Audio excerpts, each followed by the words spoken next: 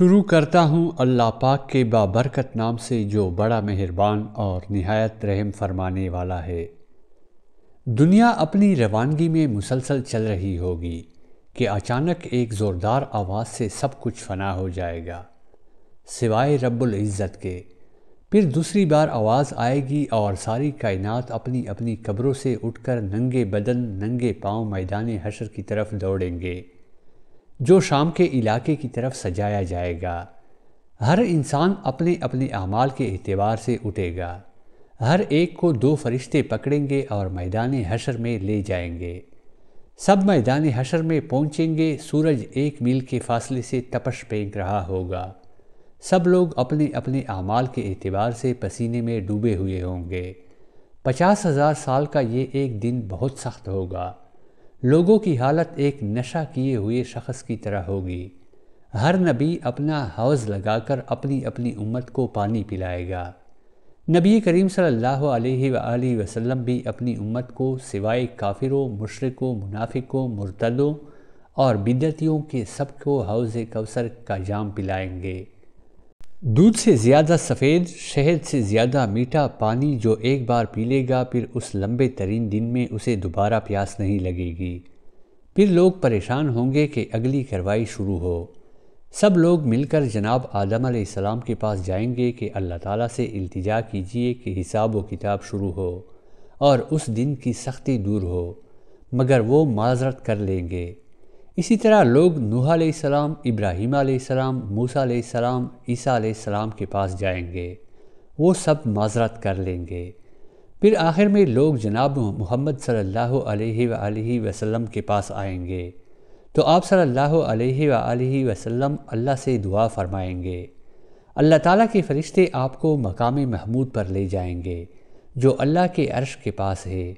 وہاں آپ سجدہ ریز ہو جائیں گے، اللہ کی حمد و ثنا بیان کریں گے۔ پھر اللہ کی طرف سے حکم ہوگا، آپ اٹھیں اور مانگیں، اللہ عطا فرمائے گا، اور سوال کریں، اللہ پورا کرے گا۔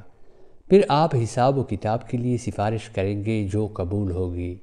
رسول اللہ صلی اللہ علیہ وآلہ وسلم دوبارہ میدان محشر میں لائے جائیں گے۔ اسے شفاعت کبریٰ کہا جاتا ہے۔ پھر اللہ عز و جل میدان حشر میں براجمان ہوں گے۔ اللہ کا عرش 8 فرشتوں نے اٹھا ہوگا۔ سب سے پہلے اللہ تعالیٰ اپنی پنڈلی کو ظاہر کرے گا۔ جو نمازی ہوں گے وہ سب اللہ کے حضور سجدہ ریز ہو جائیں گے۔ باقی لوگوں کی کمر تخت بن جائے گی اور وہ اللہ کے حضور سجدہ نہیں کر سکیں گے۔ پھر عدالت الہی کی کارروائی شروع ہوگی اور چند اہم امور سلسلے وار مکمل ہوں گے۔ نامہ اعمال کی تقسیم۔ سب کے ہاتھوں میں نامہ اعمال دیے جائیں گے، اہل ایمان کے دائیں ہاتھ میں اور کفار و مشرکین کے بائیں ہاتھ میں۔ اہل ایمان تو خوش ہو کر دوسروں کو اپنا نامہ اعمال دکھائیں اور پڑھائیں گے، جبکہ کفار و مشرکین پریشان ہوں گے اور کہیں گے کاش ہمیں یہ نہ دیا جاتا اور ہمیں ہمارا حساب معلوم ہی نہ ہوتا۔ محاسبہ۔ نامہ اعمال کی تقسیم کے بعد سوال و جواب ہوں گے۔ مشرکوں اور کافروں سے سوال ہوں گے، وہ ہر چیز کا انکار کریں گے۔ اللہ کے علاوہ جن کی مشرک عبادت، پوجا اور نظر و نیاز کرتے رہے ہوں گے ان کو بطور گواہ لایا جائے گا۔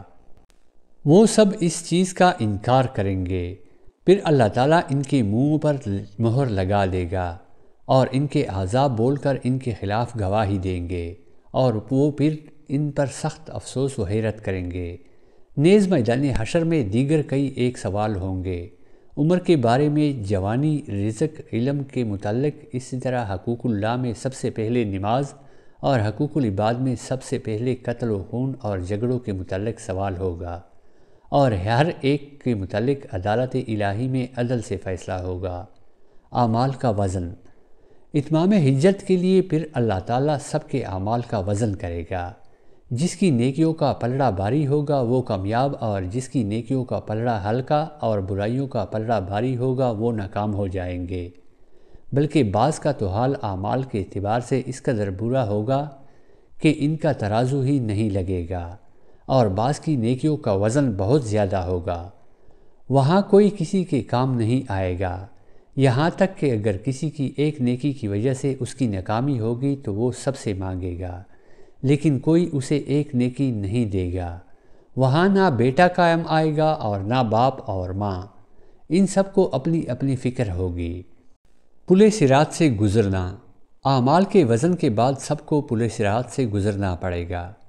پل صراط جہنم کے اوپر بال سے باریک اور تلوار کی دھار سے تیز ہوگا اور وہاں اندھیرا ہوگا، لیکن ہر آدمی کو اس کے اعمال کے اعتبار سے نور کی روشنی ملے گی۔ وہاں گزرتے ہوئے کوئی بات کرنے کی جرأت نہیں رکھتا ہوگا، صرف انبیاء اللہ تعالیٰ سے سلامتی کی دعا کر رہے ہوں گے، اور مومن اپنے مزید نور کے طلب کے لیے اللہ تعالیٰ سے دعا کریں گے۔ اپنے اپنے گناہوں کے اعتبار سے لوگ پل صراط سے نیچے جہنم میں گرتے رہیں گے۔ کچھ مومن تیزی سے گزر جائیں گے اور کچھ آہستہ سے، اور کچھ گرتے گراتے اور کچھ بہت دیر سے۔ مقام کنترا، پل صراط کا آخری حصہ کنترا مقام ہے، جہاں تمام اہل ایمان روک لیے جائیں گے۔ اگر ان کے دلوں میں کچھ کینہ، بغض وغیرہ ہوگا تو انہیں وہیں سے صاف کر کے آگے جنت کے لیے روانہ کیا جائے گا۔